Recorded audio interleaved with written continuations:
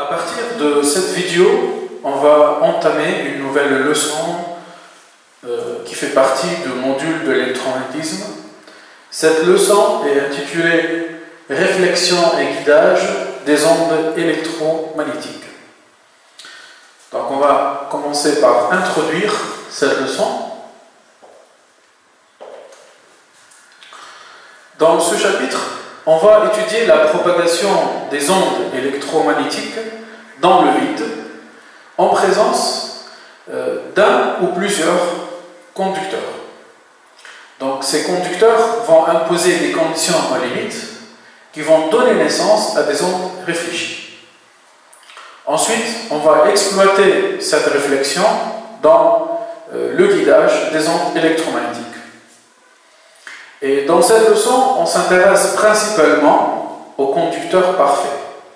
C'est quoi un conducteur parfait? Donc, par définition, un conducteur parfait, c'est un conducteur ohmique dont la conductivité tend vers 0. Donc, on écrit cette définition.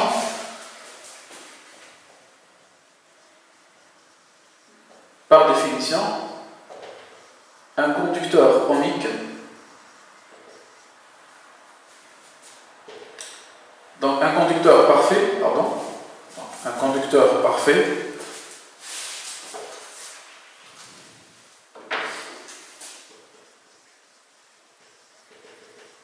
est un conducteur ohmique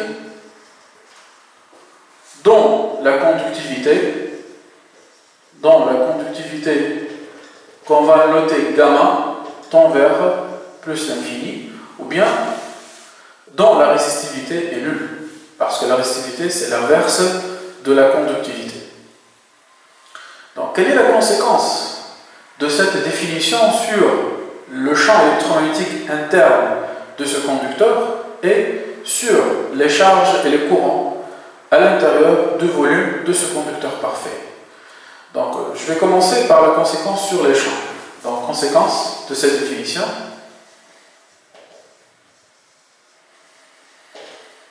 Donc étoile 1, conséquence sur les champs. Donc je rappelle l'expression de la densité, je rappelle l'expression de la puissance volumique dissipée par effet Joule. P Joule volumique égale JC scalaire E. Donc on note E int, le champ intérieur à ce conducteur parfait. Et je rappelle que JC, c'est la densité de courant volumique de conduction. Et selon la loi d'Ohm, JC égale gamma fois E. Donc c'est égal à gamma fois E intérieur, le tout au carré. Selon la définition, gamma tend vers l'infini. Donc pour garder une valeur finie de la puissance dissipée par effet Joule volumique, il faut nécessairement que E intérieur tend vers 0. Donc il faut que E intérieur tend vers 0. Or, selon l'équation de Maxwell-Faraday, on a, donc Maxwell-Faraday s'écrit dérivée de B intérieur par rapport au temps, c'est égal donc moins rotationnel de E intérieur, donc c'est égal à vecteur nul. Donc le champ intérieur, donc il sera une constante par rapport au temps. Donc on trouve ici un champ intérieur magnétique constant par rapport au temps. Mais on sait très bien que les champs électromagnétiques d'une onde sont variables au cours du temps puisque leurs causes, leurs sources sont variables au cours du temps. Donc cette constante, elle est nécessairement nulle.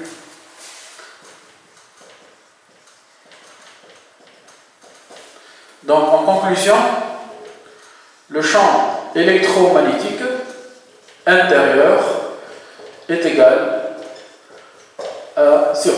Donc il n'existe pas de champ interne dans le conducteur parfait. On peut expliquer en fait ce résultat autrement. On a vu dans une application précédente, dans le chapitre précédent, qui concerne l'effet de Pau, donc l'application qui concerne l'effet de Pau, on a vu qu'une onde électromagnétique, elle pénètre dans un conducteur métallique réel sur une profondeur de quelques delta. Donc la profondeur, donc on écrit ici autre explication de ce résultat. Donc une onde électromagnétique pénètre à l'intérieur d'un conducteur métallique réel. Une onde électromagnétique pénètre à l'intérieur d'un conducteur métallique réel sur une profondeur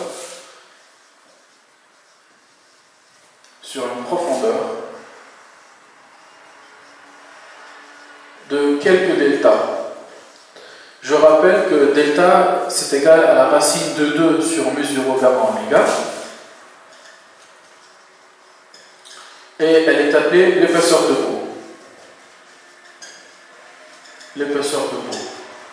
Donc si on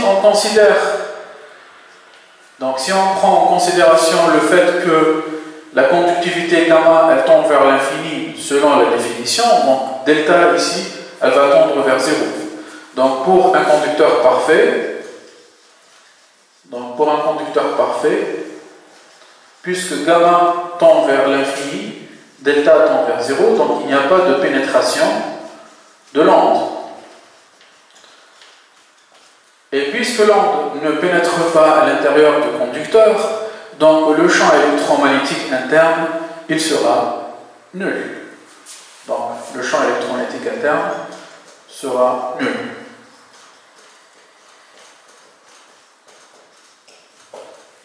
Donc ça c'est la conséquence qui concerne le champ électromagnétique. Sinon on a une autre conséquence sur les charges et les courants. Donc deuxième étoile.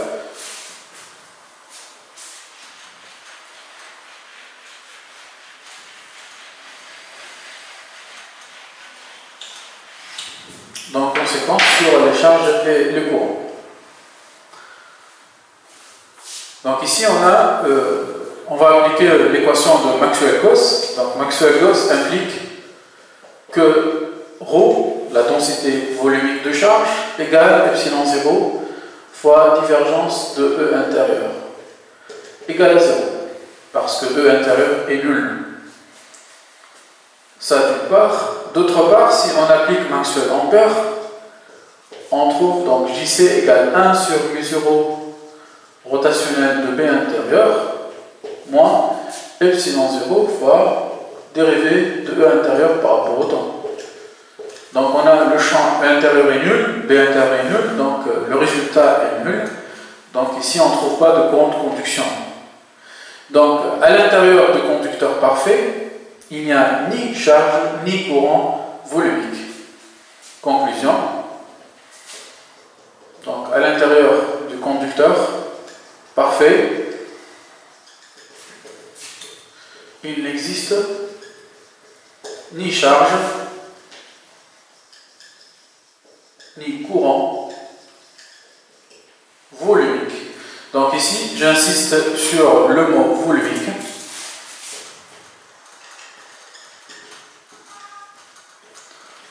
Parce que, a priori, on peut avoir des charges et des courants surfaciques à la surface du conducteur, à la surface externe du conducteur parfait.